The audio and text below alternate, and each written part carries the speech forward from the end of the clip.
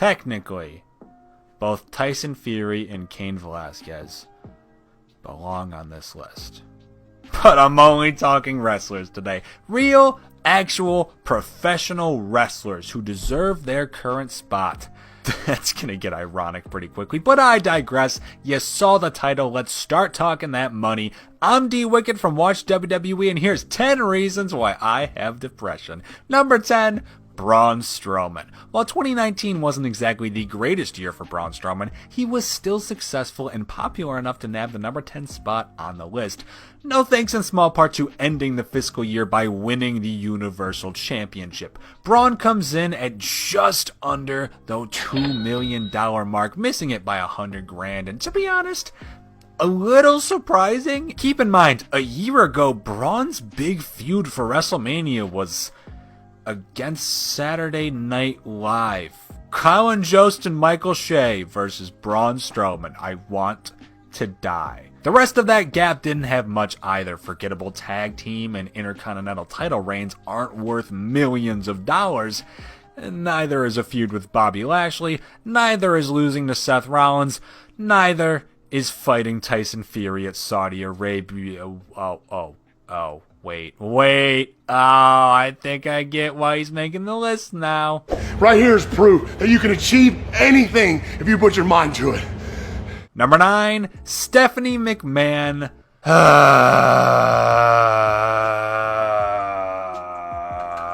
Hey, Steph. So why do I disqualify a Tyson Fury or a Cain Velasquez on the basis that they aren't wrestlers when I've just allowed Stephanie McMahon onto the list? Because I'm a liar. In all honesty, it's because I don't like the fact that my favorite wrestler of all time, CM Punk, was able to just pass the ranks and so casually join the top tier of mixed martial arts, the UFC, without any prior experience in the field, and I don't think that either Tyson or Cain should have been able to do the reverse. I might be a little iffy on whether or not Stephanie really deserves an entire $2 million paycheck at the end of the year, but at least all the work she's done over the last 20 plus years has been for the WWE. Plus, she has technically wrestled multiple more times than these two combined, so what the hell, put her at the number 9 spot.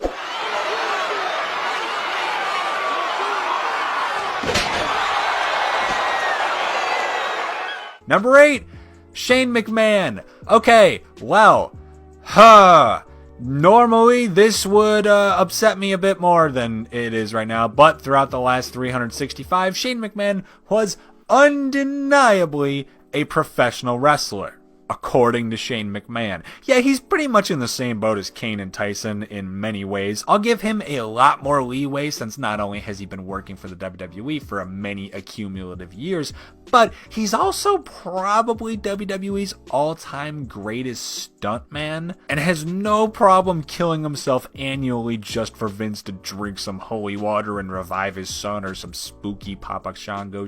Wow, that got away from me. But regardless of how hard Shane tried to make us believe he was a real professional wrestler, we were still forced through boring bouts with a man who did not know how to wrestle. Despite this, Shane still pulled in an impressive $2.1 million, earning $100,000 more than his sister and proving that the wage gap exists even among billionaires.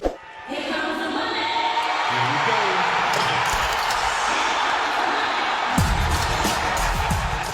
Number 7, Goldberg. Wow, that's upsetting.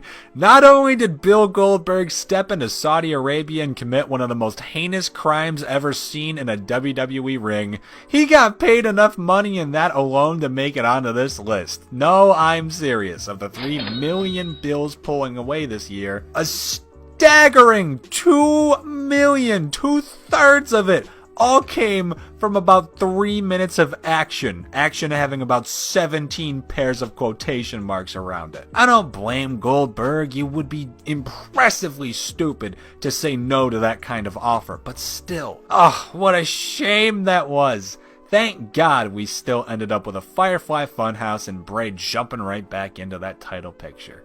Two men who could not be any different. It could be it! It could be it! Cover! And the Fiend got the shoulder up, he kicked out! Number 6, Becky Lynch. After 3 straight entries that raised my blood pressure, to be quite fair, I finally have an entry that genuinely puts a smile on my face. I'm almost positive that, barring Stephanie McMahon, there's never been a female talent that's made a highest paid WWE superstars list. Hell, I remember back when I was researching it the first year I worked here back in 2016, and the reports were telling me that Sasha Banks was making $100,000 total. What? That is absurd, but thankfully the women are faring off a little bit better these days, and Becky is the spearhead of that motion. In all honesty, she was the single biggest star of 2019, easily the most popular at least. The man was dominantly holding her Raw Women's Championship all throughout the entirety of the last year, winning it at WrestleMania 35, beating Ronda Rousey, who was undefeated, and somewhat shockingly retaining it at WrestleMania 36 against Shayna Baszler, who was borderline undefeated. And that reign atop the women's division has earned her more than a respectable $3.1 million. Yeah, you, Goldberg. I can't comprehend it. I just achieved all my dreams. I did what I said that I would do, and the people, 80,000 people here. Number 5, Triple H, and back to the disappointment trip we go. Nah, Triple H, he does plenty of good for WWE. Don't get me wrong. He does enough to warrant his positioning in the top half of this list. It's just, as a professional wrestler, I never want to see him again. Let's just list off all of Triple H's matches in reverse chronological order for a short while, shall we? Just to test. You got Triple H versus Randy Orton in Saudi last year for some reason. Triple H versus Batista in WrestleMania 35's literal longest match. Oh, here's a good one. D-Generation X versus the Brothers of Destruction, another Saudi classic. Before that, Triple H rekindled his feud with Just Taker at yet another Saudi and scored the pair's lowest match rating of all time. I think you see where I'm going here. Barring a Seth Rollins match on a Ronda Rousey debut, the game hasn't had a good game since his reign with the WWE World Heavyweight Championship, and I forget that he held that belt within the last half a decade. But listen, you probably do deserve to earn $3.3 million. I just wish it wasn't involving your in-ring career. How the hell is Triple H still in this match? Ambrose eliminated! Triple H is a 14-time WWE. Number 4, Seth Rollins. Appropriate for Rollins to place in the number 4 position, as that's exactly how many millions he's adding to his bank account this year. And unlike the in-ring career of our last entrant, Seth Rollins at least makes some sort of sense. Last year's Mania, he was busy dethroning Brock Lesnar of the Universal Championship in the opening match before opening his mouth too many times and making everybody hate him. Yeah, he really didn't have the greatest of reigns with that poorly utilized, then still jam belt. I'm sure his feud with AJ was great, but I honestly don't remember it. Same, unfortunately, cannot be said with his feud against Baron Corbin and the awful nonsense that went down with these two, Becky Lynch and Lacey Evans. He'd then lose to Brock, beat Brock again, beat Braun despite being tag champs with him, and then have the worst Hell in a Cell match in the history of WWE, and that includes the one where Undertaker hung a man from the top of the cage. I'm like halfway through the year and I'm just going to move on.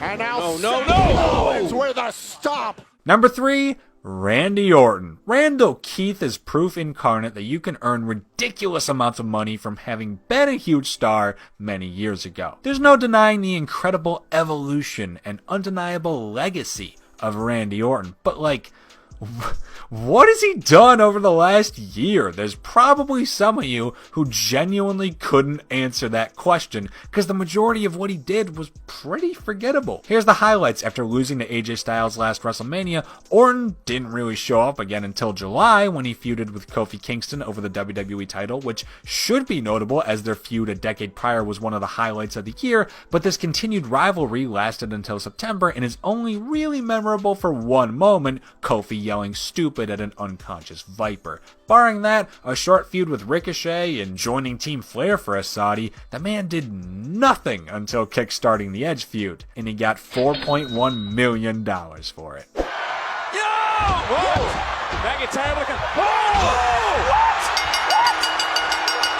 Randy Orton! Number 2, Roman Reigns. The hand-picked defining superstar of WWE's modern era. It should come as a shock to absolutely zero people that now that John Cena isn't a full-time roster member anymore, his old number 2 spot has finally been claimed by the big dog. Being the favorite wrestler of Vincent Kennedy McMahon for 6 years has certainly helped raise Roman's stock, no matter how many of those years were insufferable to watch live every week. Well, I've started looking over everyone's years. Why not check Roman's? The superstar shakeup landed him on SmackDown, which, I'm not making this up, was called the single greatest acquisition in SmackDown history. Don't forget that. It was a bold claim, but it was only 2 months after, not even since he'd returned from leukemia, he was still a hot babyface again. So, let's see how you're gonna prove that right, WWE. A 3-month Shane McMahon feud, a 4-month whodunit murder mystery storyline featuring Daniel Bryan and Eric Rowan, a 17-year King Corbin feud, and then he walked up to Goldberg and said, "I'm next." And then he wasn't next. Sounds like a $5 million year to me, too. Oh! McIntyre nearly put through the wall. And put through a table. And number 1, Brock Lesnar. $10 million. He just doubled the second highest paid man by virtue of being named Brock Lesnar. You know what? Honestly, I'll give him this. His year was at least like 3 times better than Roman's. Sure. He murdered a Kofi in 6 months of championship success in about 5 seconds. Yeah, we had to watch him try an MMA fight Cain Velasquez. Okay, maybe he stole the Money in the Bank contract from one of the most intriguing field of contenders yet. But hey, we did get Boom Brock.